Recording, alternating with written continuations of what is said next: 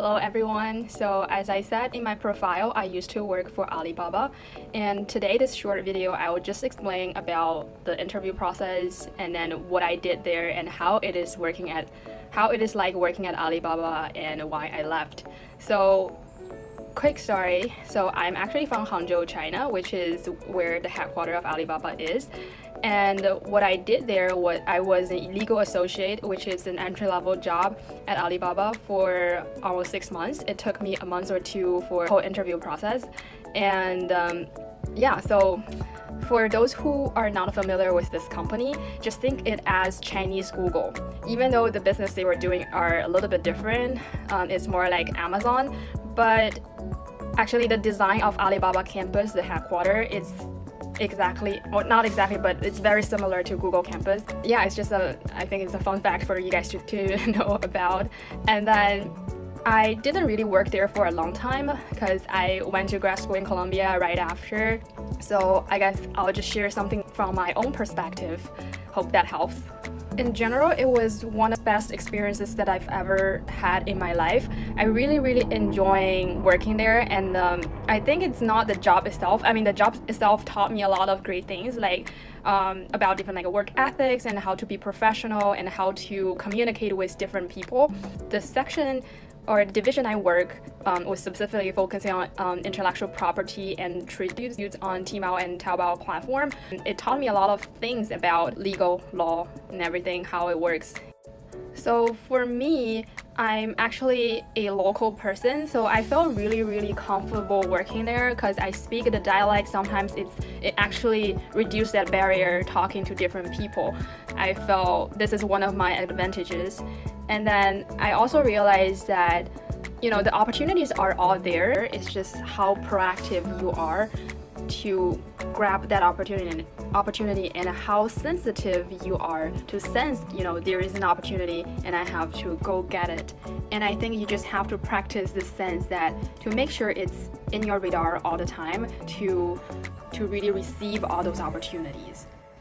So there were two things that I did during that time every day to push myself to go out of my comfort zone. The first thing is that I would go to Starbucks every day to find someone who's apparently from an English-speaking country and just starting to have a conversation with them. I didn't really have a purpose. I just want to practice my English because I feel like English is a language that if you don't use it, then you lose it. And while I was in China, the day-to-day work that I did didn't really involve any English speaking part. So I want to make sure I spend some time and really, practice English. And then I surprisingly found that actually then at the same time I also asked people, just who I am, what I did in the past, and then make sure I have some value to provide. And I also asked people, what kind of advice do you have for someone who's just starting off? When you're just starting off, what kind of thing you struggle with, and what is the things you and your team are working right now, and what kind of difficulties you guys are facing. So I'm trying to see what kind of problems people are solving and what I maybe can help with my limited experiences. So this is how the conversation gets interesting every time when I talk to different people, because I didn't really know who they are and what they were doing. And surprisingly, I found that people are generally nice there. They would love to help people because a lot of them were saying, when I just starting off, I also got a lot of help from others. So they always want to also, spread out this positive energy to other people who just starting off their career. And then the second thing I was doing during that time was I was also a part-time DD driver. And the reason I became a driver is not to earn any more money.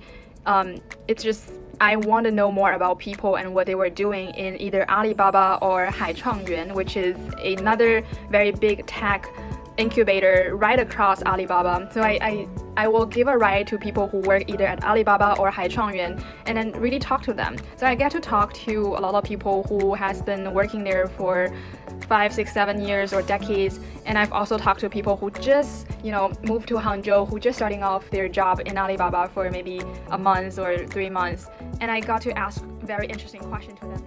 So I got to know more about the company in person, and I also know what is going on in different tech companies in China, in Hangzhou right now, because for me, I'm also I was also kind of foreign to the city, to my hometown where I grew up, because I had been abroad for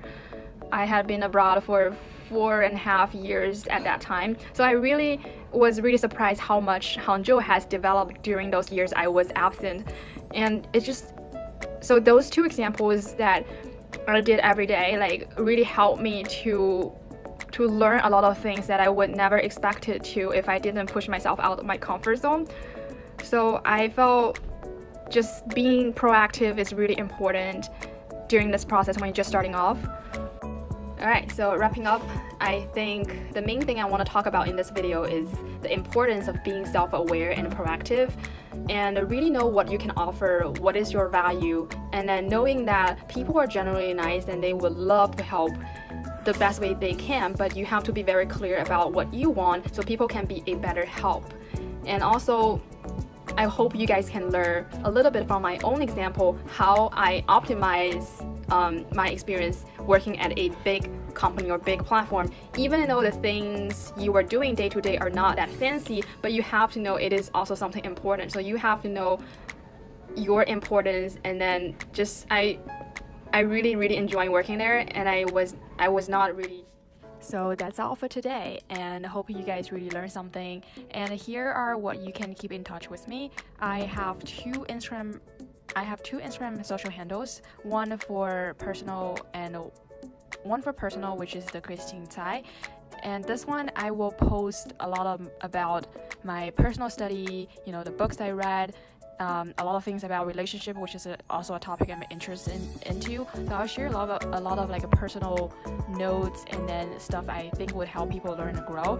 And then Eastern Minds Alike is the Instagram that I created to post things about Eastern and Western culture, and you guys can find more about it in the website I created. If you go to my website, and then at the top right corner you will find the reason why I was doing this project.